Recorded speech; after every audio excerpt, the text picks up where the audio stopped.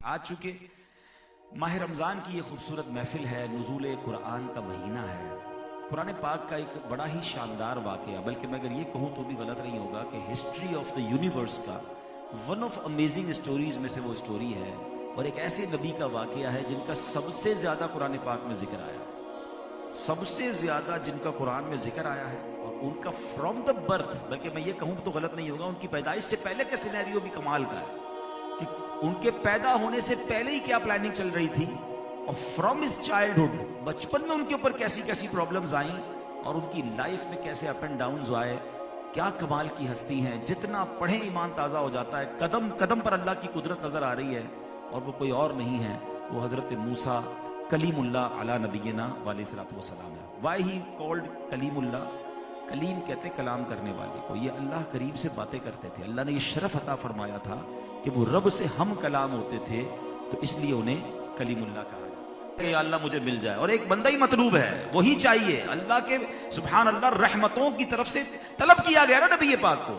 तो फर्क मतलूब और तालिब का देखे कोई बेहोश जलवों में गुम है कोई, किसको देखा ये मूसा से पूछे कोई, आंख वालों की हिम्मत पे लाखों सा। तो ये शान है मेरे आका अलैहिस्सलातु वस्सलाम। बहरहाल हजरत मूसा बड़ी कमाल की हस्ती है। अब याद रहे कि पहले के जमाने में जो मुल्कों के बादशाह थे ना, उनके अलग अलग लकब थे। फारस के बादशाह का लकब जो होता था किसरा, जो भी फारस का बादशाह होता, जिसको आज हम ईरान कहते हैं, उस जमाने में जो भी उसका किंग होता था उसको किसरा कहते थे। रोम के बादशाह को कैसर कहा जाता था।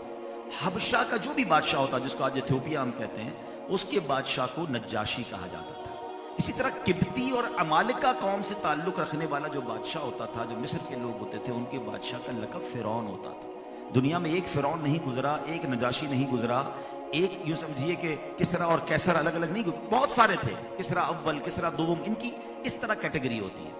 अब जो फ़िरौन हज़रत मूसा के दौर का फ़िरौन था ना, उसका नाम था वलीद बिन मुसअब बिन रैयान, और इसकी उम्र 400 साल थी। उसको वो अपनी लाइफ को जब उसने देखा कि मेरी इतनी बड़ी उम्र है, मेरे पास बादशाहत भी है, ताकत भी है, तो वो उस जोन में गिरफ्तार हो गया, फिर तो मैं ही खुदा हूं। और अब उसके साथ क्या हुआ, अब ये कुरान में सूरह कसस में और कई सूरतों में बड़ी डिटेल में ये वाकया मौजूद है। अगर इस माइक को प्रॉपर कीजिएगा, थोड़ा सा आवाज ठीक नहीं जा रही। तो अब क्या हुआ, हजरत मूसा अलैहिस्सलातु वस्सलाम की विलादत से पहले मिस्र की सरजमीन में फिरौन का गलबा था, जुल्म सितम था, सरकशी थी। उसने जनाब बड़े जुल्म सितम के बाजार गर्म किए थे। बनी इसराइल को उसने कमजोर करके अपना मुती और फरमाबरदार बनाया हुआ था। और वो ये क्या करता था कि उसको एक ख्वाब की वजह से पता चला, उसके लोगों ने ख्वाब बताया कि कोई ऐसा, उसने ख्वाब ये देखा था कि मिस्र को घेर कर बैतुल मुकद्दस की तरफ से एक आग आई है, और उसने मिस्र को घेर कर तमाम किब्तियों को जला डाला है, जबकि बनी इसराइल को कोई नुकसान नहीं हुआ। तो उसने काहिनों को बुलाया कि मैंने ऐसा अजीब ख्वाब देखा। तो उन्होंने कहा कि एक बनी इसराइल में ऐसा बच्चा पैदा होगा जो तेरी बादशाहत के जवाल का सबब बनेगा। अब उस जालिम ने जब ये सुना तो उसने क्या कहा कि बनी इसराइल में जितने भी बच्चे लड़के पैदा हो सबको कत्ल कर दिया जाए। ऐसा अजीब हुक्म, यानी ऐसा जुल्म, जो बच्चा पैदा लड़का पैदा होता उसको मार दिया जाता, लड़कियों को छोड़ दिया जाता। कई सालों तक ऐसा चलता रहा। फिर लोगों ने मशवरा दिया कि अगर आप ये करते रहे तो एक वक्त आएगा हमारे पास तो काम करने वाले कोई नहीं होगा, अगर बच्चे बड़े नहीं होंगे तो अगले चंद सालों में तो जनरेशन गैप आ जाएगा। तो फिर इसने कहा कि ऐसा करो कि 1 साल कत्ल करना है और 1 साल कत्ल नहीं करना है। 1 साल लड़के कत्ल करेंगे, 1 साल नहीं करेंगे। अल्लाह की शान देखे कि जिस साल उसने ये हुक्म दिया कि 1 साल कत्ल नहीं करेंगे, उसी साल में हजरत मूसा अलैहिस्सलाम और हजरत हारून अलैहिस्सलाम पैदा हो गए। अल्लाह के राजों में से राज देखे कि उसी साल उनकी विलादत हो गई। अच्छा, अब जब विलादत हो गई तो फिर क्या हुआ, अब हजरत फिरौन है, हजरत मूसा अलैहिस्सलाम है, उनकी जो वालदा थी, अब उनके साथ क्या हुआ, उनकी वालदा का नाम था यूहानस। आप लावी बिन याकूब की नस्ल से थी। अल्लाह ताला ने ख्वाब में या फरिश्ते के जरिए उनके दिल में ये इल्हाम फरमा दिया कि तुम हजरत मूसा को दूध पिलाओ। जब तुम्हें ये खौफ लाहिक होगा कि हमसायों को पता चल गया है और वो शिकायत कर देंगे फिरौन से, तो फिर क्या करना, फर्जंद को कत्ल करने के दर पे हो जाएगा, तो बेखौफ व खतर उसे मिस्र के दरिया में डाल देना।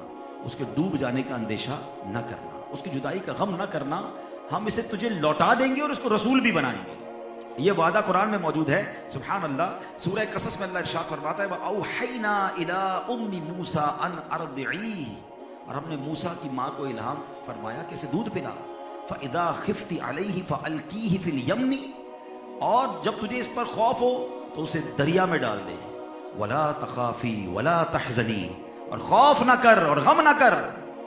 اِنَّا رَآدُوهُ إِلَيْكِ وَجَاعِلُوهُ مِنَ الْمُرْسَلِينَ، بے شک ہم اسے تیری طرف پھیر لائیں گے اور اسے رسولوں میں سے بنائیں گے. یعنی کیسا اللہ پاک نے یوں سمجھے وعدہ فرما لیا کہ دریا میں ڈال دینا، ہونا کچھ نہیں، اسے خوف نہیں کرنا، لوٹائیں گے بھی تیرے پاس اور اس سے رسول بھی بنائیں گے. اور اب ایسا ہی ہوا. اب دودھ پلاتی رہی اور ایک وقت آیا کہ آپ کو فیل ہونے لگا کہ لوگوں کو پتہ چل گیا ہے. اور اب جناب معاملہ آگے بڑھا تو ایک اور میں بات میں مس کر گیا کہ جو میں نے کہا نا کہ حضرت موسیٰ علیہ السلام اور حضرت ہارون نہیں، یہ اسی سال پیدا ہوئے جس سال قتل کرنے کا حکم تھا. اور اب آپ کو اسی لیے چھپایا جا رہا تھا، ہائیڈ کیا جا رہا تھا کہ سال وہی تھا جو قتل کرنے والا سال ہے. اب اسی لیے خوف تھا. تو اب جب لوگوں کو پتہ چلنے لگا کہ یہ بچے کو تو قتل نہیں کیا گیا ہے، تو آپ نے اللہ کا نام لیا، ایک صندوق بنایا اور دریا میں ڈال دیا، اللہ کے حوالے کر دیا. اب کیا ہوا کہ آپ کی ایک بہن تھی حضرت موسیٰ کی، وہ ساتھ ساتھ چلتی رہی کہ دیکھوں تو صحیح صندوق جاتا کہاں ہے. بڑی نہر دریائے نیل میں ڈالنا تھا. اس دریائے نیل سے چھوٹی نہر نکلتے نکلتے فرعون کے محل میں آتی تھی. اللہ کی شان دیکھیں، جس کا خوف تھا، جس کا ڈر تھا، وہ صندوق تیرتا ہوا فرعون کے محل کی طرف ہی چلا گیا. فرعون اپنی بیوی آسیہ کے ساتھ اس دریا کے کنارے جس طرح لوگ بیٹھتے ہیں بیٹھے ہوئے تھے. کہیں صندوق آ رہا ہے کیا ہے، اٹھا کے لاؤ. صندوق اٹھا کر لائے تو اس میں چاند سا چہرہ چمکتا ہوا ایک بچہ ہے. جیسے ہی فرعون نے دیکھا تو کہا یہ تو وہی بچہ نہ ہو کہ جس کی وجہ سے مجھے قتل کرنے کا اور برباد ہونے کا مجھے ڈر ہے. تو حضرت آسیہ کے دل میں اللہ نے ڈالا اور وہ کہتی کہ نہیں نہیں، یہ تو بڑا پیارا بچہ ہے، ہم اس کو ہو سکتا ہے اپنا بیٹا بنا لے گی، ہماری ترقی کا سبب بنے گا.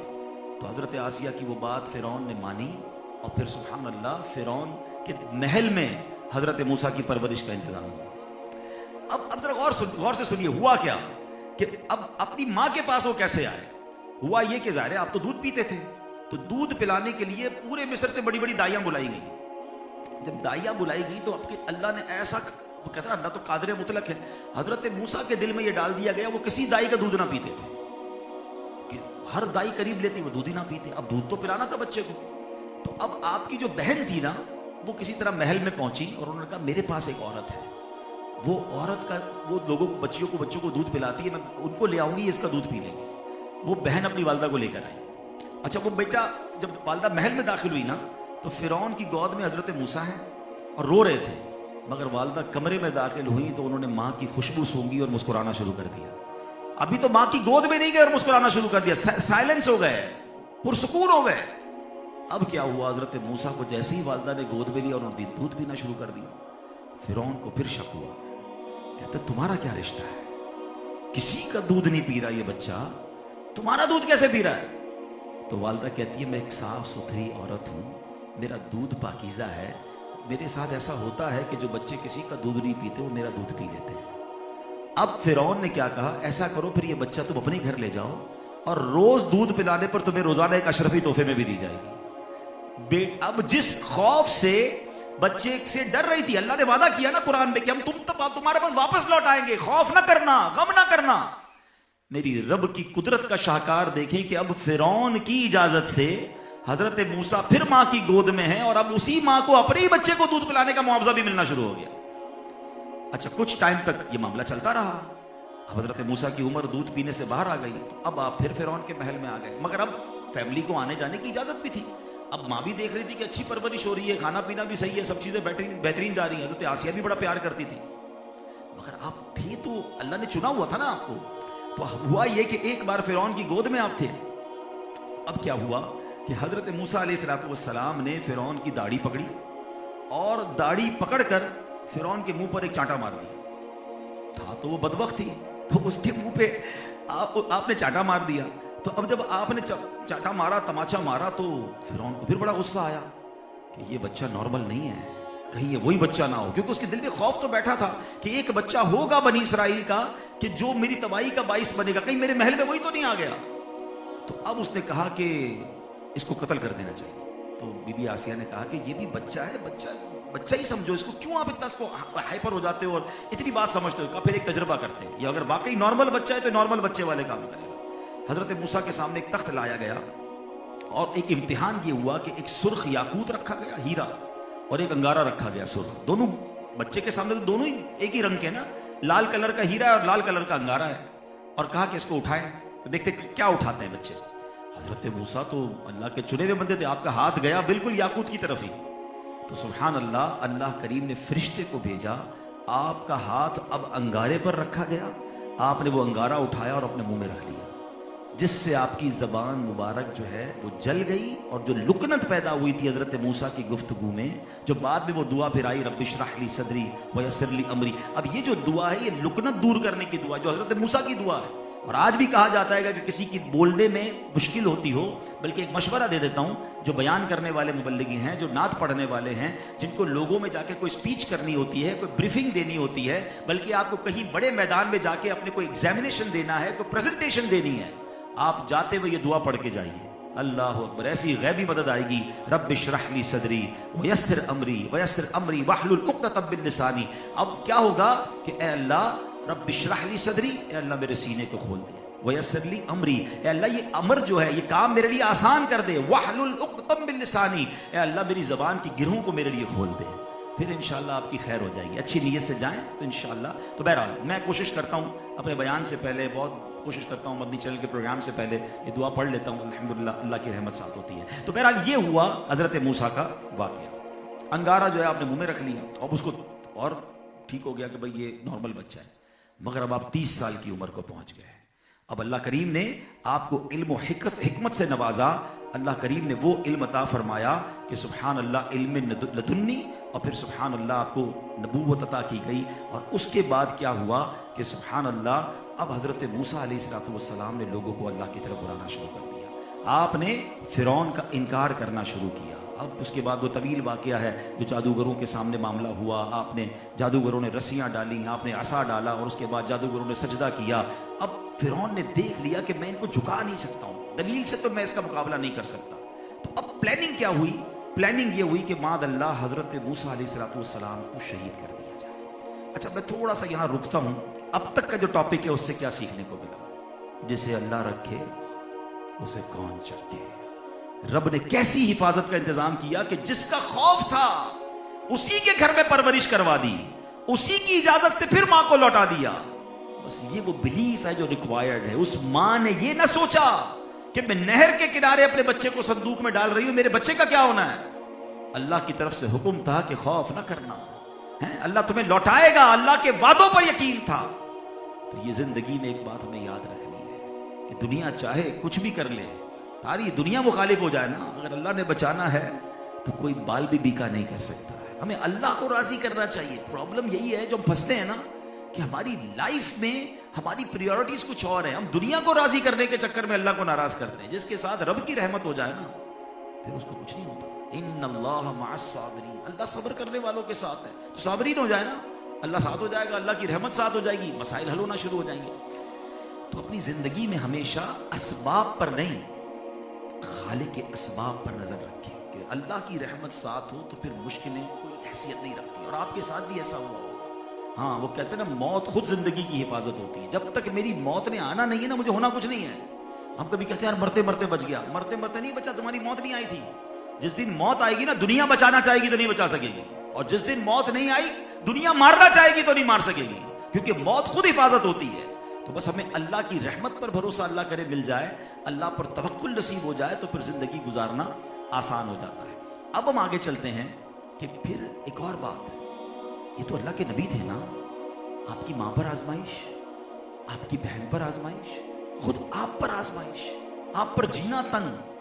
تو یہ اتنی بڑی ہستیوں پر اتنی تکلیفیں ہیں, تو پھر میں اور آپ چھوٹی چھوٹی تکلیف پر کیوں غمزدہ ہو جاتے ہیں؟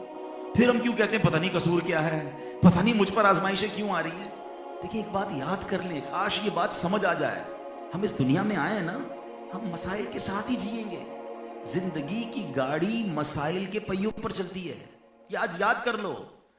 آج اچھا پرابلم پتہ ہے کیا ہے, ہمیں اپنی تکلیف پتہ زیادہ کیوں لگتی ہے جب ہم کسی کو خوش دیکھتے ہیں. یار یہ کتنا کہتے ہیں مزے میں یار ہے، اس کی پاس گاڑی بھی ہے تو گھر بھی ہے تو ماشاءاللہ ٹریول بھی کر رہا ہے، آپ کو یہ مسکراتا نظر آ رہا ہے، اس کی پرابلم اور ہیں۔ آج ایک بات سمجھ لیجئے، امیر کے پرابلم اور ہیں، غریب کے پرابلم اور ہیں، صحت مند کے پرابلم اور ہیں، بیمار کے پرابلم اور ہیں، جس کو کوئی نہیں جانتا اس کے مسائل اور ہیں، جو دنیا میں مشہور ہے اس کے مسائل اور ہیں۔ مسائل سب کے ساتھ ہیں، اور آپ بلیو کریں ایسے ایسے مسائل ہیں۔ ہمارے پاس تو لوگ آتے ہی مسائل کے لیے نا، ہمیں خوشخبریاں کم ملتی ہیں، ٹینشن کی خبریں زیادہ مل رہی ہوتی ہیں کیونکہ دعائیں کرانی ہوتی ہیں۔ ایسے ایسے گھر میں جاتے ہیں کہ زندگی میں گھر کبھی نہیں دیکھا ایسا، ایسی گاڑیاں کبھی کسی کے گھر کے آگے نہ دیکھی ہوں، گارڈز اور جناب ملازمین کی لائنیں لگی ہوئی ہیں، اور جب گھر جاتے تو بندہ کہتا ہے حضرت تھوڑا الگ میں آئیے گا، ایک بات کرنی تھی، اور جب وہ کان میں اپنا مسئلہ بتاتا ہے نا تو بندہ کہتا ہے یار یہ کتنی بڑی ٹینشن میں یار اللہ نے ہمیں بچایا ہوا ہے۔ تو آپ پہلے تو یہ دماغ سے نکال دیں کہ میں اکیلا پریشان ہوں، اس دنیا میں جو بھی آیا نا اس کے الگ الگ الگ ایشوز ہیں، صحت کے ایشوز ہیں، فیملی کے ایشوز ہیں، بچوں کے ایشوز ہیں۔ اچھا ایک اور بات کہہ دیتا ہوں، ہے تھوڑی مشکل، ہضم ہو جائے اللہ کرے۔ اگر آج آپ یہ کہتے ہیں نا کہ مجھے کوئی ٹینشن نہیں ہے تو بی ریڈی، آنے والی ہے۔ ہاں دن کے بعد رات ہے، رات کے بعد پھر دن ہے، یہ یوں ہی چلتی رہے گی زندگی۔ آپ کہیں زندگی بھر میں پرسکون رہوں، ایسا نہیں ہوگا، آتے رہے گا، تیار رہو نا۔ وَلَنَبْلُوَنَّكُمْ بِشَيْءٍ مِّنَ الْخَوْفِ وَالْجُوعِ وَنَقْصٍ مِّنَ الْأَمْوَالِ وَالْأَنفُسِ وَالثَّمَرَاتِ۔ قرآن کہتا ہے نا ہم قریب تمہیں آزمائیں گے، it means be ready for the examination, کبھی نہ کبھی ایگزام آنا ہے، اور لسٹ بھی دے دی اللہ نے تو قرآن میں، خوف آئے گا، کبھی دشمن کا خوف آئے گا، پیسوں والوں کو زیادہ خوف ہوتا ہے بچہ اغوا نہ ہو جائے، کاروبار میں کچھ پرابلم نہ ہو جائے، کنٹینر میں آگ نہ لگ جائے، اغوا برائے تاوان کا خوف آ سکتا ہے کبھی لائف میں، ٹھیک ہے۔ کبھی کیا ہوگا، آپ کی باڈی میں پرابلم آئے گی، انفس کس کو کہتے ہیں، اپنا نفس، اپنی ذات کے اوپر پرابلم آ سکتی ہے۔ آپ کو ہوتا ہے کچھ بھی نہیں تھا، میں تو بالکل فٹ تھا یار، یہ اچانک بیماری کہاں سے آ گئی، پاسبل ہے۔ کبھی مال کی کم ہو جائے گا، کبھی پھل کم ہو جائیں گے، کبھی فیملی میں پرابلم آئے گا، اسی طرح لائف گزرے گی۔ تو حضرت موسیٰ کا یہ واقعہ، اور یہ ایک نبی کا واقعہ نہیں ہے، اب اصل میں پرابلم یہ ہم پڑھتے ہی نہیں نا۔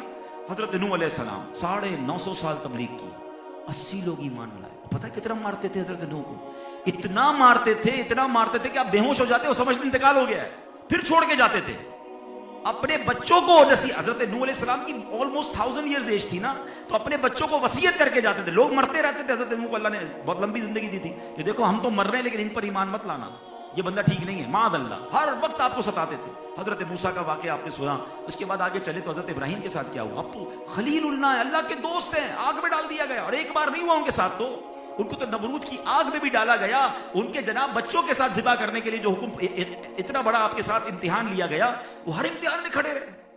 تو آزمائشیں تو پھر نبی پاک علیہ السلام خود فرماتے، حدیث پاک کا خلاصہ ہے، راہ خدا میں جتنا میں ڈرایا گیا ہوں اتنا کوئی نہیں ڈرایا گیا، جتنا میں ستایا گیا ہوں اتنا کوئی نہیں ستایا گیا۔ حضرت ایوب علیہ السلام دیکھیں، سب کچھ چلا گیا، تمام نبیوں کو پڑھیں نا، غوث پاک کو پڑھ لیں، آپ غریب نواز رحمۃ اللہ تعالیٰ کو پڑھیں، پرابلمز آتی رہیں، ہم پر بھی آئی ہیں اور آئیں گی۔ کامیاب وہ ہے جو اس کو ٹیسٹ سمجھے۔ نگران شورا کا کل تھوڑے دنوں پہلے ایک بیان سن رہا تھا یا سلسلہ سن رہا تھا، بڑا کمال کا جملہ کہا، کسی نے کہا یار میں ایسی جگہ جانا چاہتا ہوں جہاں کوئی غم نہ ہو، فرمایا جنت میں چلے جاؤ، ایک ہی جگہ ہے دنیا میں، ایسے اعمال کرو کہ جنت میں جاؤ گے تو غم نہیں ہے، باقی ٹینشن کے بغیر لائف نہیں گزرتی۔ تو اپنے آپ کو پریپیئر رکھیں کہ میں آیا ہی امتحان دینے۔ تو حضرت یہ موسیٰ کا واقعہ، ہم میں سے کون ہوگا یار جس کو ہماری ماں کو یہ فکر ہو کہ بچہ زندہ رہے گا کہ نہیں رہے گا، اور دریا کے حوالے کرنا پڑا، مگر وہ تو صابر و شاکر تھے، صابر تھے تو کیا ہوا، ان اللہ مع الصابرین، اللہ نے فرعون کے ذریعے حفاظت کروا دی نا، فرعون کے محل سے پھر حضرت موسیٰ اپنی والدہ کے پاس آ گئے۔ تو یہ سمجھنا ہوگا کہ صبر کرو گے تو اللہ غیب سے مدد فرمائے گا اور مشکل آسان ہو جائے گی۔ اب ہوا کیا، حضرت موسیٰ نے جب حضرت موسیٰ کو معاذ اللہ قتل کرنے کا پلان کیا، فرعون نے کہا کہ اب معاملہ حل نہیں ہو رہا، تو اللہ کریم نے سبحان اللہ فرعون کے ہی رشتے میں ایک، یوں سمجھے کہ اسی کے خاندان میں تھے، اور وہ کھڑے ہو گئے، اور وہ ایمان تو لے آئے تھے مگر وہ کھڑے ہو گئے اور انہوں نے فرعون کے دربار میں بڑی زبردست تقریر کی۔ وہ تھے، ان کا نام حضرت جزعیل رحمۃ اللہ تعالیٰ۔ اچھا، یہ اللہ نے ان کو حضرت موسیٰ کا حمایتی بنایا، اور انہوں نے کھڑے ہو کر بہت ڈرایا فرعون کو، بڑی لمبی تقریر کی فرعون کے دربار میں، اور وہ تقریر کے الفاظ بھی قرآن میں موجود ہیں، سورہ قصص میں بڑا تفصیلی حضرت موسیٰ کا واقعہ ہے۔ تو اس نے بتایا کہ پہلے حضرت نوح علیہ السلام کی قوم نے، حضرت ہود، حضرت صالح علیہ السلام کی قوموں نے جس طرح اپنے نبیوں کو جھٹلایا اور ان کے ساتھ انہوں نے غلط کام کرنے کی کوشش کی، کیسے کیسے عذاب آئے۔ اے فرعون کے وزیروں، تم بھی کلمہ پڑھو، فرعون تم بھی کلمہ پڑھو، ایمان قبول کرو۔ اللہ پاک کے عذاب سے پناہ مانگو، جنت کے رستے پر چلو۔ بڑی زبردست تقریر فرعون کے دربار میں انہوں نے کر دی حضرت موسیٰ کی حمایت میں۔ اب تقریر سن کر ہونا تو یہ چاہیے تھا کہ جناب یہ کوئی جو ہے وہ مانتے آپ کی بات۔ اللہ اکبر۔ انہوں نے فرعون نے کہا کہ اب ان کو کسی طریقے سے معاذ اللہ ان کو بھی راستے سے ہٹایا جائے، ان کو بھی قتل کر دیا جائے۔ اب جو ایک جملہ ان کے منہ سے نکلا نا، میں جو بیان کا جب دوسرا بڑا اہم موضوع ہے، جب ان کو یہ کہا گیا نا کہ تم نے ہمارے دین کی مخالفت کی، اب تمہاری بھی خیر نہیں، ہم تمہارے ساتھ بھی برے طریقے سے پیش آئیں گے، انہوں نے جو بات کہی نا وہ ادھر آ کے لگتی ہے۔ اور یہ ایسا کمال کا ان کی زبان سے جملہ ادا ہوا، اللہ نے قرآن میں بیان فرمایا وَأُفَوِّضُ أَمْرِي إِلَى اللَّهِ إِنَّ اللَّهَ بَصِيرٌ بِالْعِبَادِ۔ یہ قرآن کی تاریخی آیت، ایکچولی الفاظ تھے حضرت جزئیل رحمت اللہ تعالیٰ علیہ کے، جو انہوں نے ان ظالموں کے جواب میں کہے تھے کہ تم نے جو کرنا ہے کر لو۔ وَأُفَوِّضُ أَمْرِي إِلَى اللَّهِ، میں اپنے کام اللہ کے سپرد کرتا ہوں، بے شک اللہ اپنے بندوں کو دیکھتا ہے۔ تمہارا کام کرنا ہے تم اپنا کام کرو نا، میں اپنی فائل اب اللہ کی بارگاہ میں جمع کرا رہا ہوں۔ اب کیا ہوا، حضرت جزیل نے جب یہ کام کیا اور فرعون، اللہ پاک نے فرعون سے جب آپ کی حفاظت فرمائی تو ارشاد ہوتا ہے فَوَقَاهُ اللَّهُ سَيِّئَاتِ مَا مَكَرُوا وَحَاقَ بِآلِ فِرْعَوْنَ سُوءُ الْعَذَابِ، تو اللہ نے اسے ان کے مکر کی برائیوں سے بچا لیا اور فرعونیوں کو برے عذاب نے آ گھیرا۔ اب ہوا کیا، مفسرین کہتے ہیں کہ جب حضرت جزعیل فرعون کے دربار سے واپس چلے گئے نا لمبی تقریر کر کے، اور ایک پہاڑ پر جا کر عبادت کرنے لگے، تو فرعون کو تو آگ لگ گئی تھی کہ یہ میری دربار میں آ کر میری خدائی کا انکار کر کے مجھے کلمے کی دعوت دے گیا۔ تو فرعون نے سپاہی بھیجے کہ جہاں یہ عبادت کر رہے ہیں وہیں جا کر ان کو قتل کر دو اور پکڑ کر لاؤ، ہم اس کو دردناک طریقے سے ماریں گے۔ جب سپاہی گئے تو دیکھا حضرت جزیل عبادت میں مصروف ہے اور جنگلی جانور جو ہیں شیر، چیتا وغیرہ آپ کی حفاظت کر رہے ہیں، آپ کے آگے پیچھے گھوم رہے ہیں۔ فرعون کے سپاہیوں کے رونگٹے کھڑے ہوئے اور دوڑ کر واپس آ گئے، اللہ نے ان کی غیب سے حفاظت فرمائی۔ اب میرے پیارے اسلامی بھائیوں، یہاں جو بیان کا یہ جو اگلا حصہ ہے کہ حضرت جزعیل نے جس طرح حق بات کہی، ملامت کرنے والے کا خوف نہ کیا، یہ ہے اللہ والوں کی شان کہ اگر کہیں موقع ہو، کہیں بات کرنی ہو تو بات حق کرنی چاہیے۔ آج پرابلم یہ ہو گیا ہے کہ جناب جہاں بیٹھتے ہیں نا اسی کے رنگ میں گرفتار ہو جاتے ہیں۔ اپنے دوستوں میں بیٹھے ہیں، کوئی کہتا ہے اسلام کی یہ بات ٹھیک نہیں، ہاں مجھے بھی لگتا ہے بات تو ٹھیک نہیں ہے، اسلام میں یہ ہونا نہیں چاہیے۔ یعنی کچھ لوگ مسلمان ہونے پر شرمندہ گھوم رہے ہیں۔ کس بات پر شرمندگی ہے یار، ہم ایمان والے ہیں اور یہی ہمارا فخر ہونا چاہیے۔ ہم جہاں بھی جائیں دنیا میں لوگ کافروں سے سنا ہے ڈیلنگ کرتے ہیں، بزنس کرتے ہیں، ان کے پاس جا کر اگر کوئی اسلام کے خلاف کوئی بات کرتے تو شرمندہ ہو جاتے ہیں۔ اپنے دین پر کبھی شرمندہ نہ ہونا، اپنے ایمان پر کبھی شرمندہ نہ ہونا، نبی پاک کی سنت پر کبھی شرمندہ نہ ہونا، اپنے قرآن کے کسی حکم پر شرمندہ نہیں ہونا ہے۔ ہمارا اثاثہ ہے قرآن، ہمارا ایمان ہے قرآن، قرآن کے ہر حکم پر ہمارا ایمان ہونا چاہیے۔ تو زندگی ایسے گزاریں کہ اچھا مسئلہ پرابلم یہ ہے کہ علم دین نہیں ہے نا تو اس لیے شرمندہ نظر آتے ہیں، ورنہ الحمدللہ علماء کرام نے ہر اعتراض کا شاندار جواب دیا ہے، ہر اعتراض کا ایک شاندار مدلل ریزن موجود ہے، مگر چونکہ علم نہیں تو ہم جناب ایسی محفلوں میں جا کر اپنے آپ کو شرمندہ فیل کرتے ہیں۔ حضرت جزعیل نے فرعون کے دربار میں کھڑے ہو کر اللہ کے نبیوں کا ذکر کر کے اس کو عذاب سے ڈرایا اور ایمان کی دعوت پیش کی۔ اب ایک اور جو اس آیت سے سبق سیکھنے کو ملا کہ دنیا میں کبھی بھی آپ پریشان ہونا، یہ وہ وظیفہ ہے، آپ کر کے دیکھیں اور اس کو یاد کر لیں، وَأُفَوِّضُ أَمْرِي إِلَى اللَّهِ إِنَّ اللَّهَ بَصِيرٌ بِالْعِبَادِ۔ جب اس کے معنی دل میں آتے ہیں نا ایسی تسلی ہو جاتی ہے۔ اب مثال کے طور پہ کوئی بھائی ملے کہ یار میرا مسئلہ خراب ہو گیا، اچھا کیا کیا آپ نے؟ بس ابھی ذرا گورنر سے مل کے آیا ہوں، فائل دے کر آیا ہوں، وزیر اعلیٰ سے مل کر آیا ہوں، وزیر اعظم تک پہنچنے کی کوشش ہے، فلاں افسر سے مل لوں گا، سائن ہو جائے گا تو فائل کلیئر ہو جائے گی۔ واللہ جب یہ پڑھتے ہیں نا تو ایسا دل پر اطمینان ہوتا ہے کہ اپنی فائل اللہ کی بارگاہ میں جمع کرا دی ہے۔ وَأُفَوِّضُ أَمْرِي إِلَى اللَّهِ، اے اللہ میں اپنے سارے کام تجھے سونپتا ہوں۔ إِنَّ اللَّهَ بَصِيرٌ بِالْعِبَادِ، اللہ اپنے بندوں کو دیکھ رہا ہے۔ ارے جب ہم پریشان ہیں تو وہ دیکھ رہا ہے نا، اس کے سپرد کر دو اور پھر اس کو کہو مولا میں تھک گیا، اے اللہ میں گیا دنیا والوں کے پاس، مسئلہ حل نہیں ہوا، اے پروردگار اب تیرے حوالے میرے سارے کام۔ اور جس دن آپ یہ سارے کام حوالے کر دو پھر دل کو ایک تسلی ہو جاتی ہے۔ تو یہ بھروسہ ریکوائرڈ ہے۔ ایک بات ہمیشہ یاد رکھنا، ہم اسباب پر غور کر رہے ہوتے ہیں، یہ کام ہو گیا، فلاں مارکیٹ میں دکان مل گئی تو کاروبار چل جائے گا، فلاں جگہ بچے کا رشتہ ہو جاتا تو بڑا اچھا تھا، فلاں جگہ یہ کام ہو جائے گا تو پھر معاملہ حل ہوگا۔ نہیں، ایک بات یاد رکھنا، میرے رب نے چاہنا ہے تو کاروبار میں برکت ملنی ہے، رب نے چاہنا ہے تو صحت ملنی ہے، اللہ کی رضا ہوئی تو آپ کے بچوں کی خوشیاں آپ دیکھ پائیں گے، ورنہ آپ کتنی ہی پلاننگ کر لیں۔ ہم نے دیکھا ایک رشتے کے لیے پتہ نہیں کتنے مہینوں لگاتے ہیں لوگ اپنے بچی کی اور بچے کے رشتے کے لیے تحقیق کرتے کرتے، مگر جب اس کے بعد رشتہ ہوتا ہے تو بعض اوقات ایسے معاملات سامنے آتے ہیں کہ مہینوں میں طلاق ہو جاتی ہے۔ اس کا مطلب میری عقل، میری ہوشیاری، میری تحقیق، یہ سب ایک طرف ہے، ہونا وہی ہے جو میرے رب نے چاہنا ہے۔